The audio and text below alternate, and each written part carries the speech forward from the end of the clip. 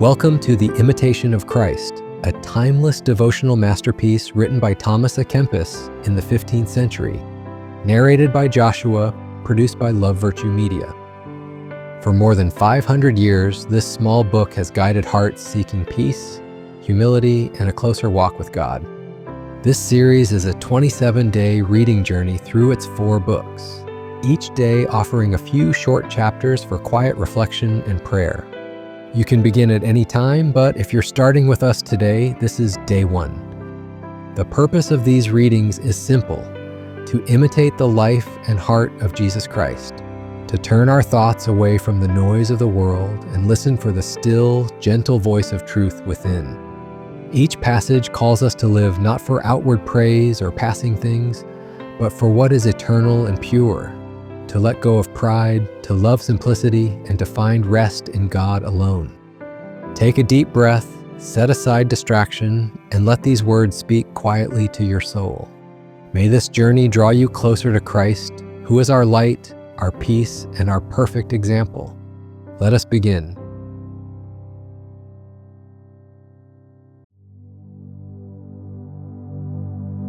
The Imitation of Christ by Thomas a Kempis, translated from the Latin into modern English. The Bruce Publishing Company, Milwaukee, Nihil obstat, H. B. Rees, Censor Laborum, Imprimatur, Moises E. Kiley, Archiepiscopus Milwaukeeensis, November 5th, 1940. Foreword. In preparing this edition of the Imitation of Christ, the aim was to achieve a simple, readable text which would ring true to those who are already lovers of this incomparable book and would attract others to it. For this reason, we have attempted to render the text into English as it is spoken today, rather than the cloudy, archaic terminology that encumbers so many translations of Christian classics. The result, we feel, has achieved a directness and conciseness which will meet the approval of modern readers. In the second place, we have made use of the familiar paragraph form, doing away with the simple statement or verse form of the original and of many translations. This was done in the interest of easier reading and in order to bring out more clearly the connection between the single statements. No claim of literary excellence over the many English versions now extant is here advanced, nor any attempt to solve in further confusion the problem of the book's authorship. Theories most popular at the moment ascribe the imitation to 2 or 3 men, members of the Brethren of the Common Life, an association of priests organized in the Netherlands in the latter half of the 14th century. That Thomas Hemmerken of Kempen, or Thomas a Kempis as he is now known, later translated a composite of their writings, essentially a spiritual diary, from the original Netherlandish into Latin is generally admitted by scholars. This Thomas, born about the year 1380, was educated by the Brethren of the Common Life, was moved to join their community, and was ordained priest. His career thereafter was devoted to practicing the counsels of spiritual perfection and to copying books for the schools. From both pursuits evolved the Imitation of Christ.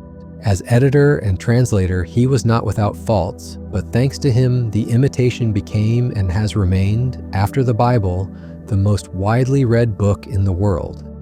It is his edition that is here rendered into English without deletion of chapters or parts of them because doubts exist as to their authorship, or because of variance in style, or for any of the other more or less valid reasons. There is but one major change.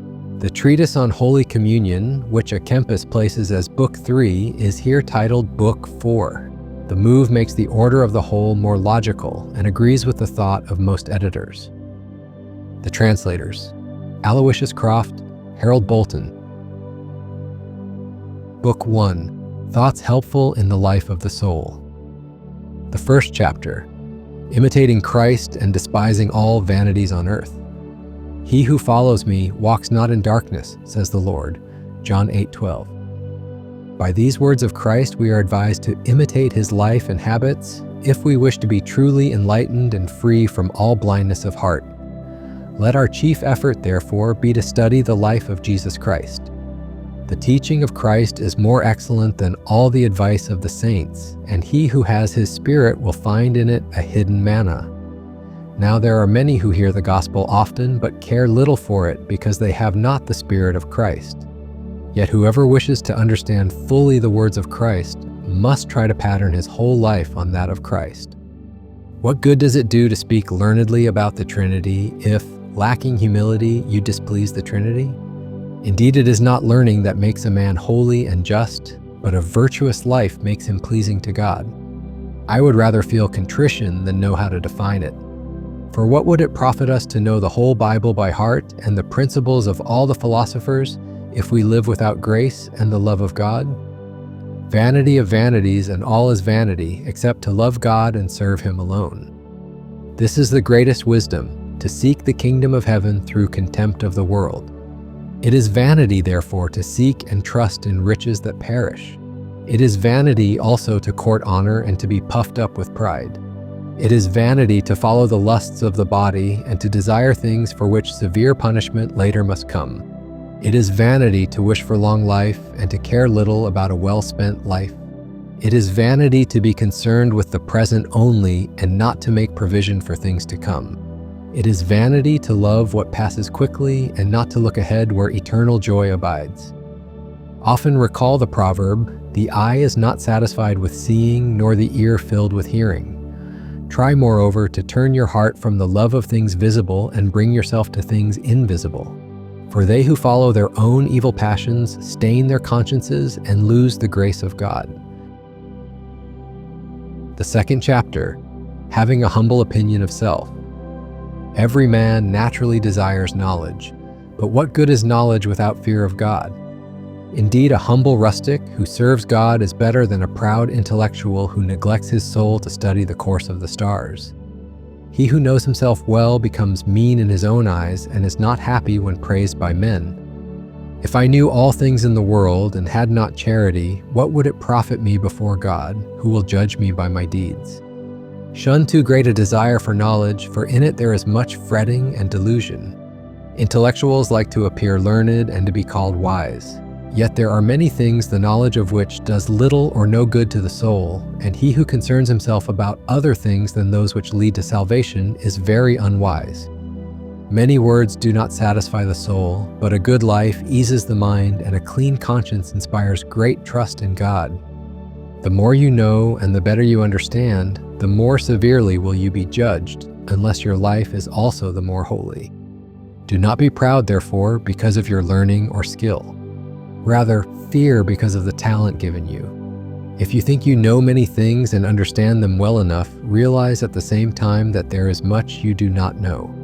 Hence, do not affect wisdom, but admit your ignorance.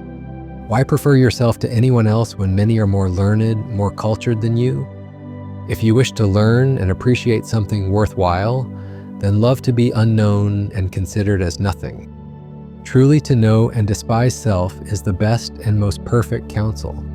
To think of oneself as nothing and always to think well and highly of others is the best and most perfect wisdom. Wherefore, if you see another sin openly or commit a serious crime, do not consider yourself better, for you do not know how long you can remain in good estate. All men are frail, but you must admit that none is more frail than yourself. The third chapter, the Doctrine of Truth. Happy is he to whom truth manifests itself, not in signs and words that fade, but as it actually is. Our opinions, our senses often deceive us, and we discern very little. What good is much discussion of involved and obscure matters, when our ignorance of them will not be held against us on Judgment Day? Neglect of things which are profitable and necessary, and undue concern with those which are irrelevant and harmful, are great folly. We have eyes and do not see. What therefore have we to do with questions of philosophy? He to whom the eternal word speaks is free from theorizing. For from this word are all things, and of him all things speak, the beginning, who also speaks to us.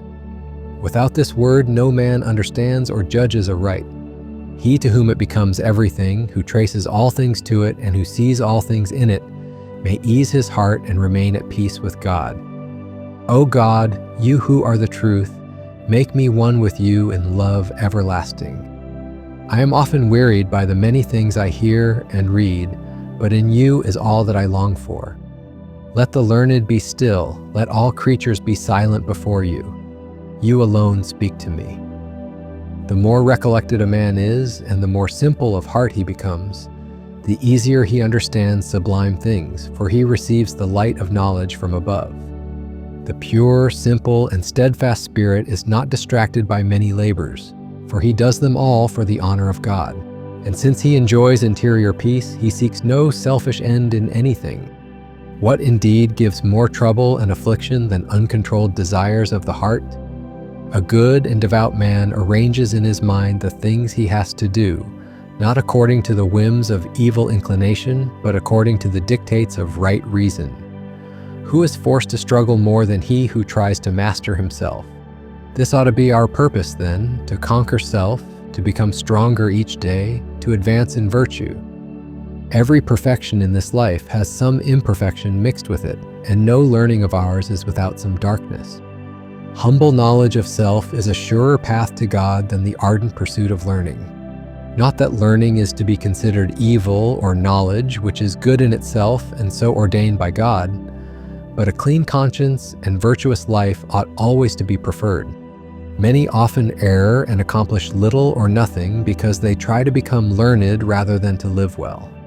If men used as much care in uprooting vices and implanting virtues as they do in discussing problems, there would not be so much evil and scandal in the world, or such laxity in religious organizations.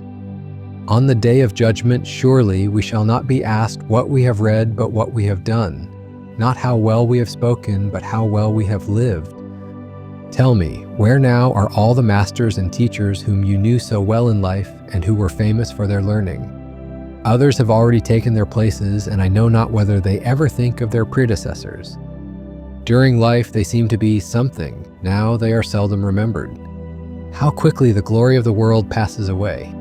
If only their lives had kept pace with their learning, then their study and reading would have been worthwhile. How many there are who perish because of vain worldly knowledge and too little care for serving God. They became vain in their own conceits because they chose to be great rather than humble. He is truly great who has great charity.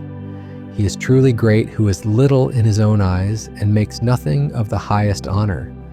He is truly wise who looks upon all earthly things as folly that he may gain Christ. He who does God's will and renounces his own is truly very learned. The fourth chapter, Prudence in Action. Do not yield to every impulse and suggestion, but consider things carefully and patiently in the light of God's will.